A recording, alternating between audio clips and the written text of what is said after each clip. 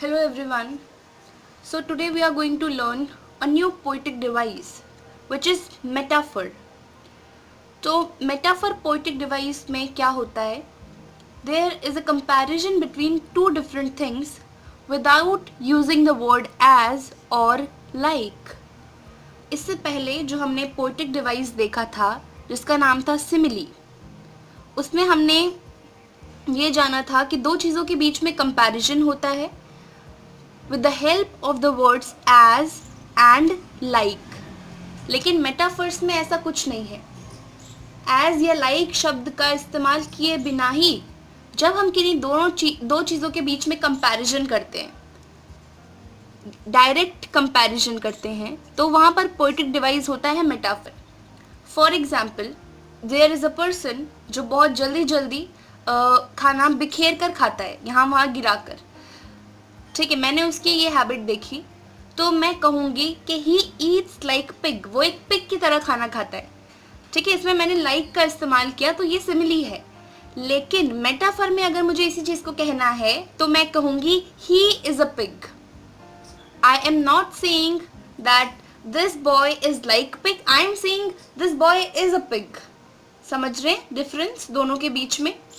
हम सिमिली में एज और लाइक शब्द का इस्तेमाल करते हैं दोनों को एक जैसा दिखाने के लिए, लेकिन जो मेटाफर होता है उसमें हम एज और लाइक का इस्तेमाल नहीं करते.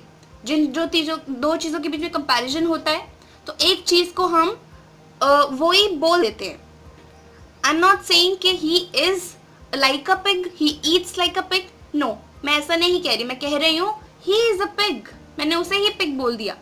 सी, इन सिमिली वी से कि A is like B.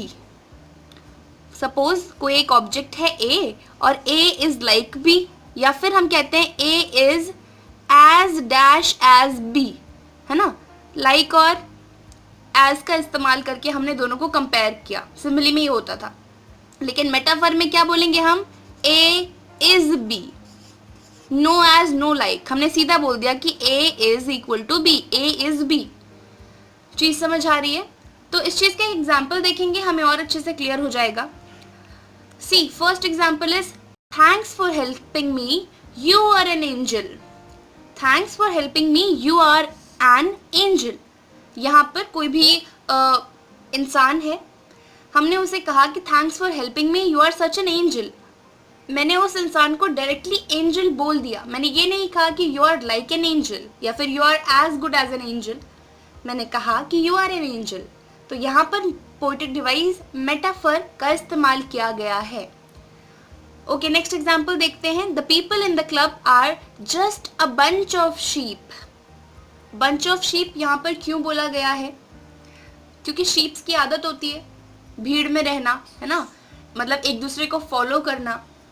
So it is said here the people in the club are just a bunch of sheep. यहाँ पर हमने क्लब के लोगों को ये नहीं कहा कि they are like a bunch of sheep, हमने डायरेक्टली उन्हें बंच ऑफ शीप कह दिया. तो यहाँ पर मेटाफर का इस्तेमाल किया गया है. He is such a pig, ये इस चीज़ का एग्जाम्पल मैं आपको ऑलरेडी दे चुकी हूँ. मैंने उस इंसान को पिग के साथ कंपेयर किया without using the word like और एज. मैंने ये नहीं कहा he is like a pig या फिर he is as dash is a pig, नहीं, मैंने डायरेक्टली कह दिया कि he is such a pig. सो हमें अभी तक ये चीज़ समझ आई कि मेटाफर्स में डायरेक्ट कंपैरिजन होता है दो चीज़ों के बीच में बिना एज और लाइक का इस्तेमाल किए. ओके, अपना एक और एग्जाम्पल देखते हैं. द काम लेक वॉज अ मिरर. जहाँ पर एक लेक है और वो बहुत ज़्यादा काम है, तो उसे देखकर ऐसा लग रहा है कि वो एक मिरर की तरह है. अगर सिमिली में मुझे इसी चीज़ को बोलना होता तो मैं कहती कि the lake was like a mirror. लेकिन मेटाफर में मैंने इसी चीज़ को बोला द काम लेक वॉज अ मिरर. मैंने उसको मिरर के साथ लाइक और एज बोल के कंपेयर नहीं किया. मैंने सीधा बोल दिया कि जो लेक थी वो इतनी ज़्यादा काम थी जैसे कि मिरर. मैंने इसे डायरेक्टली बोल दिया कि वो मिरर थी. ठीक है. Bill is an early bird.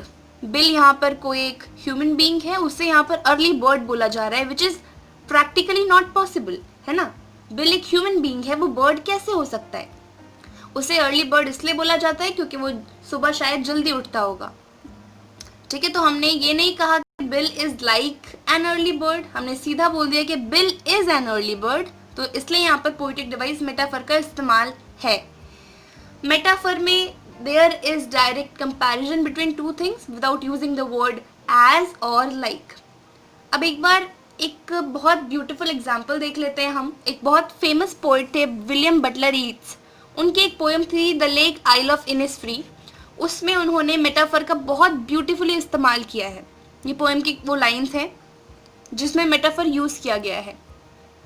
So and I shall have some peace there, for peace comes dropping slow, dropping from the wheels of the morning to where the crickets sing. Wheels का मतलब होता है वो बहुत पतला कपड़ा जिसको females अपना फेस कवर करने के लिए इस्तेमाल करती हैं।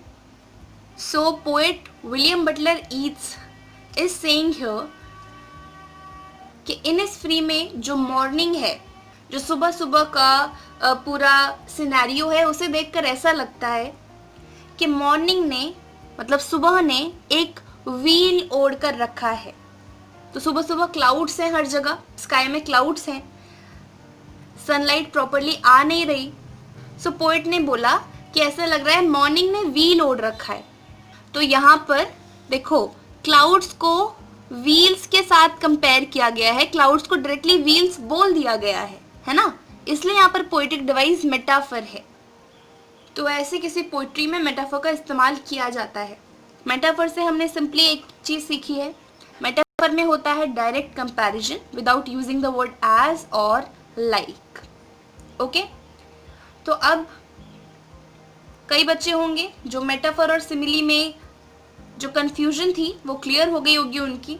मेटाफर वर्सेस सिमिली की मैं एक अलग से वीडियो भी बना दूंगी, लेकिन आई होप आपको चीज़ें क्लियर हो गई हों मेटाफर और सिमिली में क्या डिफरेंस होता है। बेसिकली हमने मेटाफर के बहुत सारे एग्जाम्पल्स देख लिए, हमने ये भी देख लिया कि लिटरेचर में उसका किस तरह से इस्तेमाल किया जाता है। आगे आने वाले वीडियोस में हम और भी पोएटिक डिवाइसेस को कवर करने वाले हैं, जैसे कि पर्सोनिफिकेशन, ऑक्सिमोरॉन, ओनोमाटोपोइया, बहुत सारे पोएटिक डिवाइसेस और। तो मेक श्योर आप इस चैनल को सब्सक्राइब कर लें ताकि आपको वो वीडियो की नोटिफिकेशन आ जाएं, आपको पोएटिक डिवाइसेस वाली वीडियोस मिल जाएं। ओके, तो आपसे मिलते हैं हम आगे आने वाले वीडियोस में। तब तक के लिए अपना ख्याल रखें। Bye bye, take care, have a great day.